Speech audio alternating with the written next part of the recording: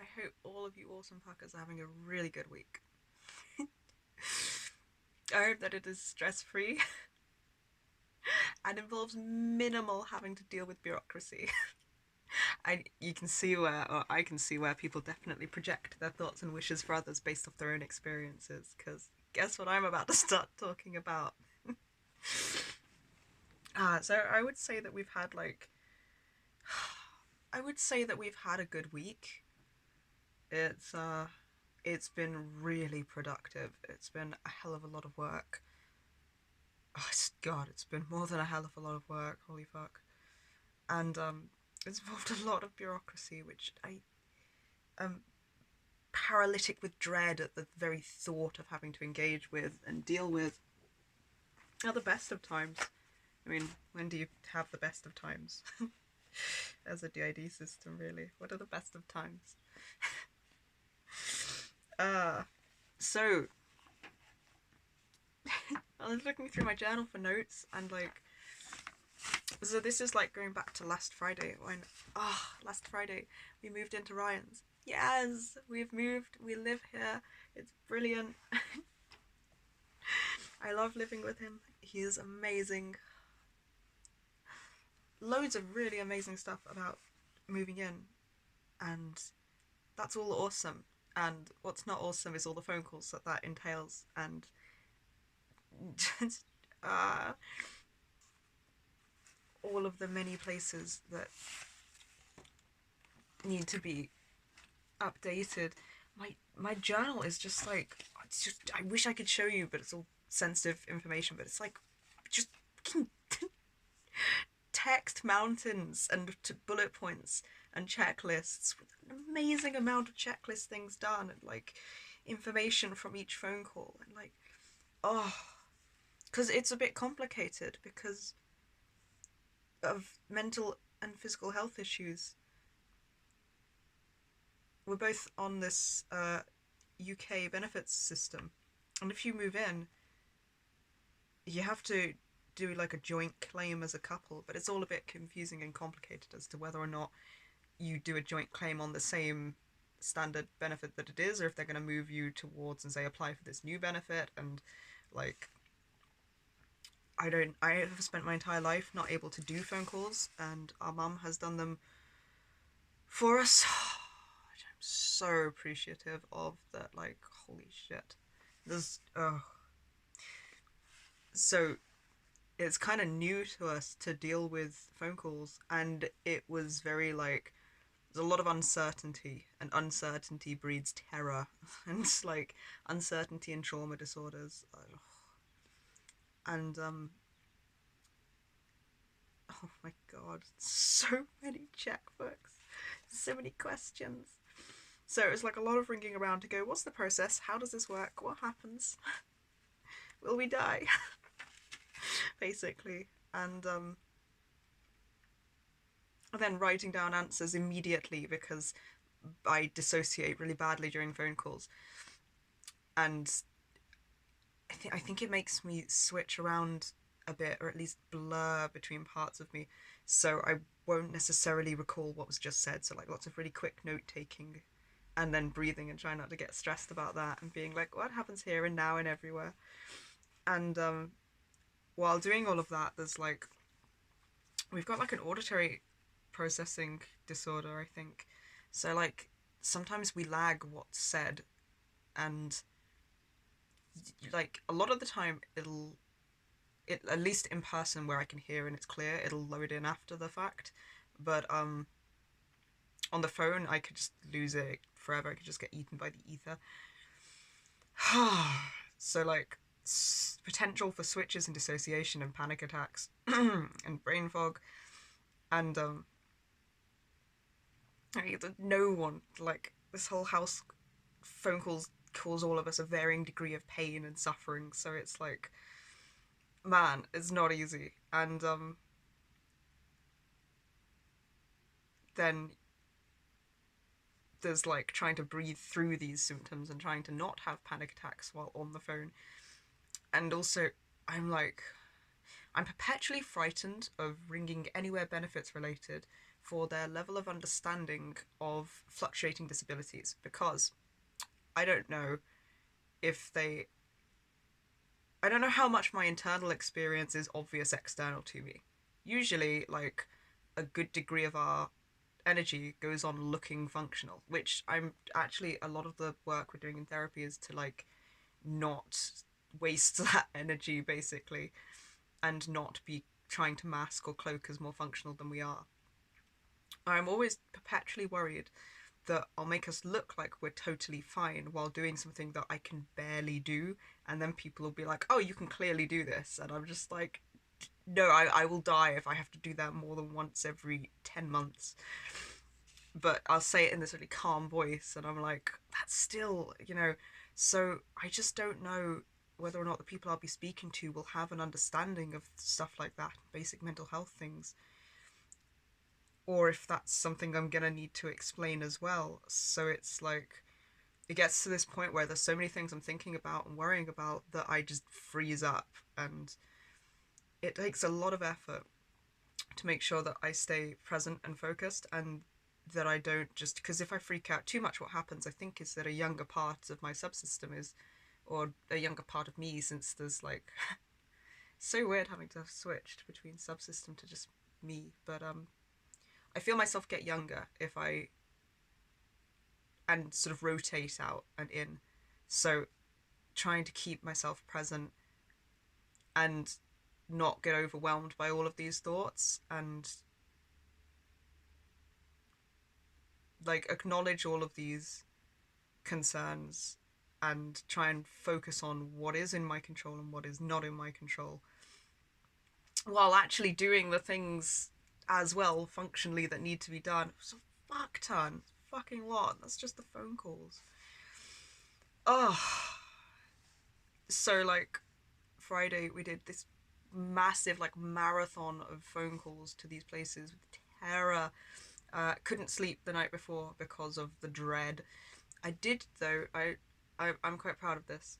I I found a we found some tape that says fragile all over it, and the night before I was so freaked out, I, like, cut a strip off and stuck it across me and was just like for the whole night. And then I could see, like, I just got really pissed off seeing how much this world affects the people I love and care about, and like how fucking unfair the systems in it are, that people have to suffer the way they do without the support that they should be able to get. So I got pissed off. My response to getting pissed off is where I'm quite proud, because I just like ripped it off me and cut it up and stomped on it on the floor, and then cut off a another bit of it, so it just said frag. So my journal just has this frag thing on it, and I was just like, I'm about to explode. And then I found a journal prompt for like your inner child's deepest fears, and I was like, fuck you, I'm doing them, they are in my face, and I will respond by looking straight in their goddamn eyes. It's like, I'm mad. I could be streaming tears and raging fire at the same time. And I felt quite integrative, actually. It was quite helpful. I was quite proud of that, and it was useful, and I did journal about the deeper most fears, and yeah, I can say about this.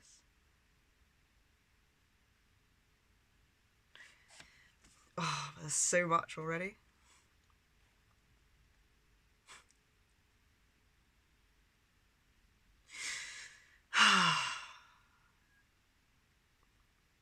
Yeah, there's a lot.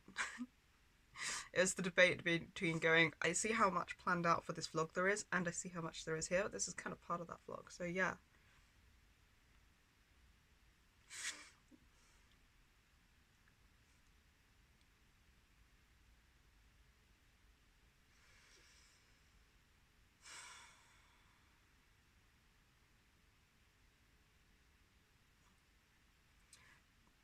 Double checking that I have permission to read about this, and making sure that no part of me feels pressured and rushed by the camera, so waiting like far longer than I'm being told to wait. Make sure that there's absolutely no pressure.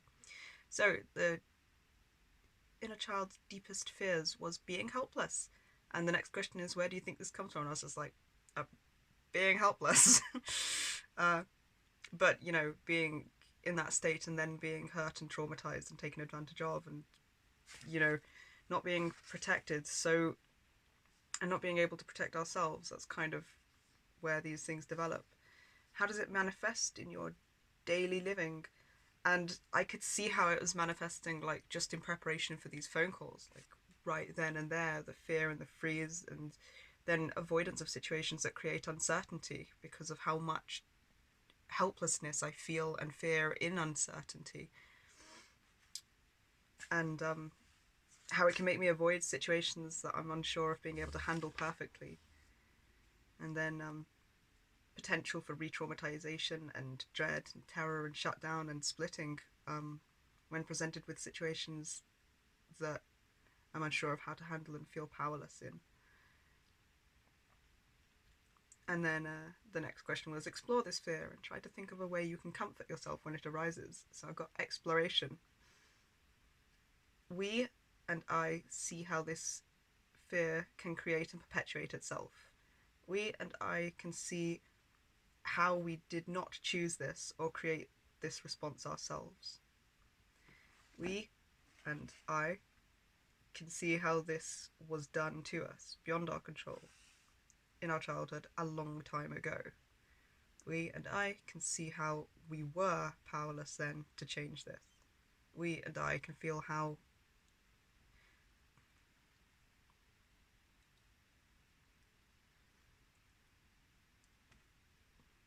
icy, alone, and terrifying that felt. I was pausing because I was wondering about using emotive language on a video and whether that would be triggering, but I realised that I can trigger one, and it might be helpful to name the emotions to other people as well, so I'd rather be more authentic and not leave anything out if I don't have to. We and I can see how fiery and supported and together and powerful and safe we feel now.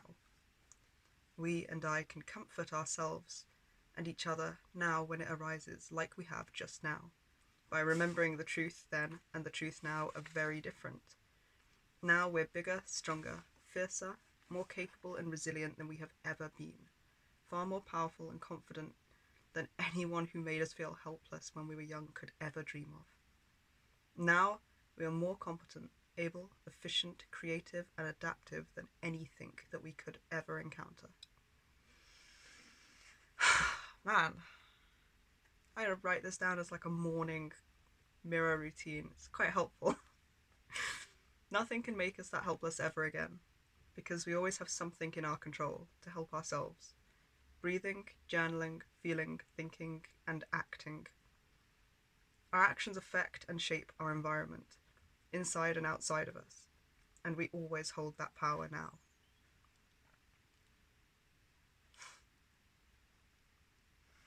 And then I started getting really pissed off about how fucking really, because it does really piss me off that the benefits system in this country can make people feel so fucking unsupported and powerless, and it's horrifying and terrifying if you don't get a nice person on the phone and if you don't have a nice assessor. Like, it's just horrifying to other people, like to so many people that are less supported than us, and it's just so I drew a really pissed off image, like just this fucking raging fire beast of me going, how powerless am I? I'll explore and journal my inner child's deepest childhood fear in response to it being in my face. In the response to the fear of moving house and ringing people. And fear of assessments and the world threatening to swallow me and my friends whole. Breathing fire. Because that is how mad I am.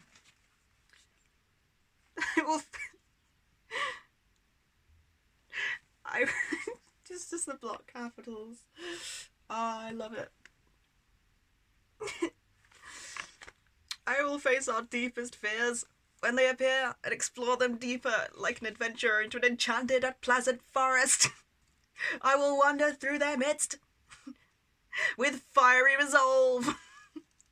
I will grow even stronger. I will write in triggering block form filling block capitals. Fuck you. After that, I felt like 100% more capable. It's like, oh, I spoke to some friends. I reached out. I love our friends so much. I love you. You're so supportive, and you make us feel so much less alone. Oh, I spoke to Ryan, and we all sat there going dread together, and that helped. And and then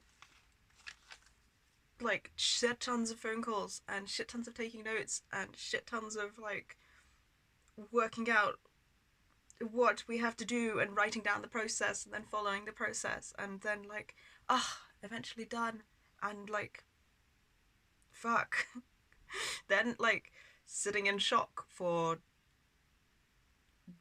maybe an hour or two and then falling asleep in a dog pile in the living room floor on the dogs because I was just like I was so out.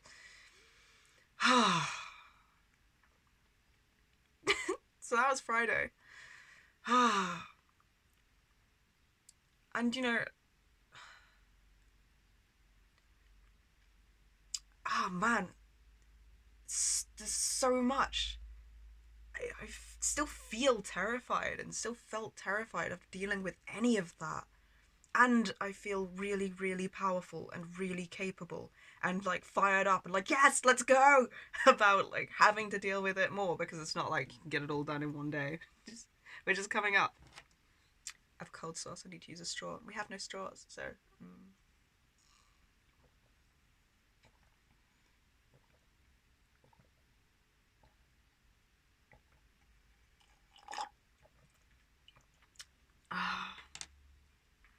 I'm gonna cut a pen in half and just use it as a straw next time. That'd be longer. Like massive fucking well done to all of us for that. That was an immense marathon of phone calls and journaling and therapy work and like, oh my god, internal and external sort of therapy work to even accomplish the phone calls in the first place without having panic attacks. Very nearly had panic attacks on a couple of occasions, on a couple of phone calls. Literally had to just like state that my disabilities made it very difficult to have the phone calls at the beginning of the phone calls and then tremble and dissociate as I speak and breathe like every sentence. So I didn't panic so that I was just keeping us regulated. It felt like a very uphill fight. And I'm so proud of that. And then basically just slept like the entire rest of the day, the entire rest of the night, I think.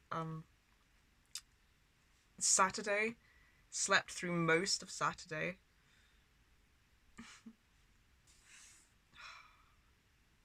So much just in dealing with all of that, moving, dealing with phone calls. It's like adulting, but like it's like I clicked ultra hard mode before entering this life. Fuck damn it. I'm really proud of how we responded to all of that.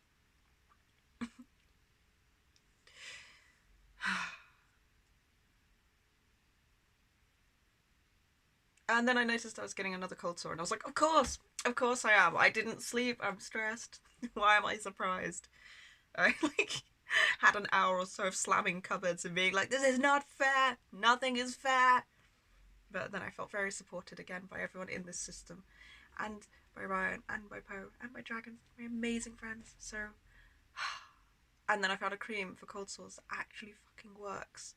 So it didn't like massively blister up this time, and I'm really appreciative. All of that. God, I'm tired. And massive dietary change probably helps because I'm eating really healthy stuff. So, support and regulation. And then, yeah, lots of sleep. And we get to Saturday, and I'm gonna just. I think I'm gonna do 2 videos because. I like to try and keep them around 20 minutes, half an hour, and this is not going to take 10 minutes more. So, see you in the next one.